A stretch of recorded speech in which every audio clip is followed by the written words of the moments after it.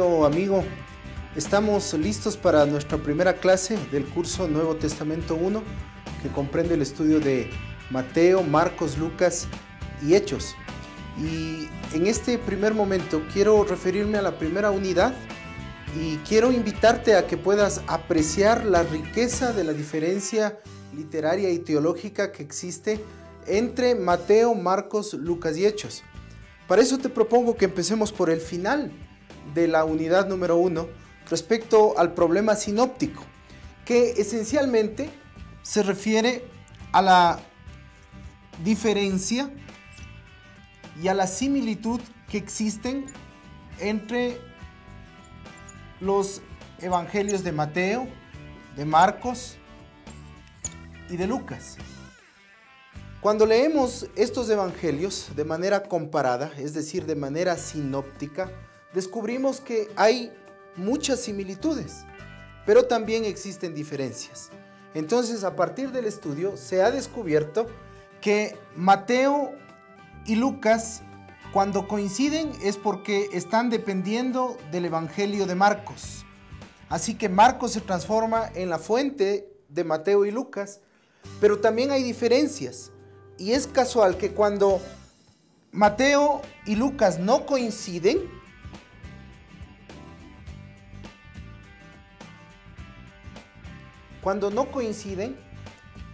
es porque a la vez están dependiendo de otra fuente que se le llama la fuente Q, que precisamente es Q de la palabra Quelle en alemán, que significa fuente.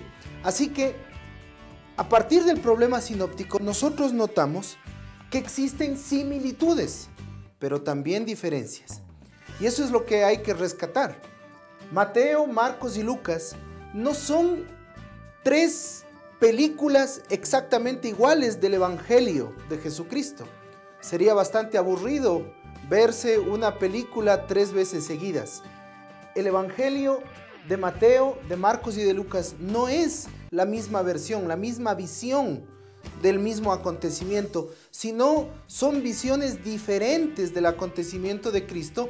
Por lo tanto, su teología es diferente. Por eso te he invitado a que puedas leer en el curso unas pequeñas páginas de un autor llamado Antonio González Lamadrid, que te propone que existe en la Biblia diversidad de teologías, hay pluralidad de teologías, aunque hay una unidad de fe. Y cuando vemos Mateo, Marcos y Lucas, vemos que hay una pluralidad de teologías. Cuando nos acercamos a estos evangelios, también vamos a notar, por lo tanto, que hay una diversidad, una diferente estructuración literaria. Y esto es muy notorio en este curso, que la teología de Mateo, la teología de Marcos, la teología de Lucas, Hechos, responde también a una diversidad de su estructuración literaria. Cuando yo hablo de estructura literaria, me estoy refiriendo a la arquitectura del texto, a la arquitectura literaria del texto, al bosquejo natural de ese texto. Y un ejemplo muy sencillo, muy claro, porque pues en esta primera clase es una clase bastante introductoria. Quiero que lo notes cuando cogemos Mateo, y Mateo, a diferencia de los otros evangelios, empieza con una inclusión en el 1:23 de Mateo, que termina en el 28:20. Si tú comparas, vas a ver que en el 1:23 se dice que la Virgen concebirá y dará a luz un hijo y llamará a su nombre Emmanuel, que traducido es Dios con nosotros. Eso está al inicio del Evangelio de Mateo. Pero ¿cómo termina el Evangelio de Mateo?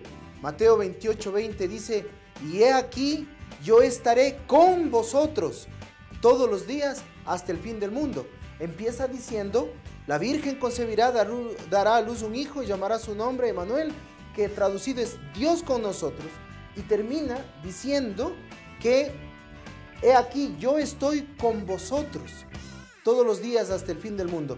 A eso se le llama una inclusión, que es un procedimiento literario por el cual se enmarca un texto se establece los límites de un pasaje, de un texto, de un párrafo, a través de una palabra o de una frase que se menciona al inicio y se vuelve a recoger al final, pero también nos sirve para presentarnos cuál es el contenido del párrafo, de la sección o del pasaje que va a ser tratado. En este caso, nota que Mateo empieza con Dios con nosotros y termina diciendo, he aquí, yo estoy con vosotros. Marcos tiene algo diferente. Marcos empieza en el 1:1 hablándonos de que Jesús es el Hijo de Dios, el Evangelio de Jesús, Hijo de Dios. Y cuando vas al 15:36, descubres que el centurión dijo de Jesús, verdaderamente este era Hijo de Dios. Así que al inicio de Marcos se dice que es Hijo de Dios y al final casi en el 15:36 se dice de Jesús otra vez que es Hijo de Dios. Y se presenta así un gran arco teológico del Evangelio de Marcos mostrándonos que Jesús es Hijo de Dios. Muy curiosamente, Lucas empieza en cambio hablándonos del santuario. Si tú has leído el Evangelio de Lucas, Zacarías está en el santuario, en el templo de Jerusalén, y presenta el incienso, porque le tocaba en su turno como sacerdote presentar el incienso. Se aparece el ángel Gabriel, ¿te recuerdas? Y bueno, ahí Zacarías termina mudo por no creer a la promesa. Eso sucedió en el santuario, al inicio del Evangelio de Lucas. Pero al final, cuando tú vas al último versículo de Lucas, se dice que los apóstoles permanecieron en el templo adorando a Dios. Así que Lucas empieza en el templo y termina en el templo. Y ahí encontramos una inclusión de carácter literario teológica en el Evangelio de Lucas. Entonces, esto nos muestra que los evangelios son diferentes y hay una riqueza literaria y teológica en esta diferencia. No vale la pena leer los evangelios de manera solamente tradicional, pensando que estamos frente a biografías. No son biografías, son evangelios. Tienen un contenido teológico, un mensaje que transforma las vidas.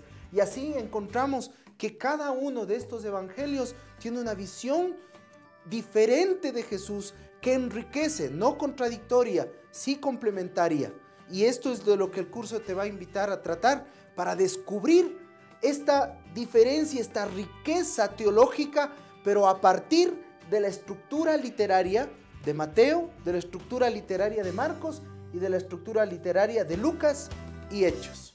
Así que alístate para las siguientes clases. Espero que esta brevísima explicación te haya servido. Bendiciones.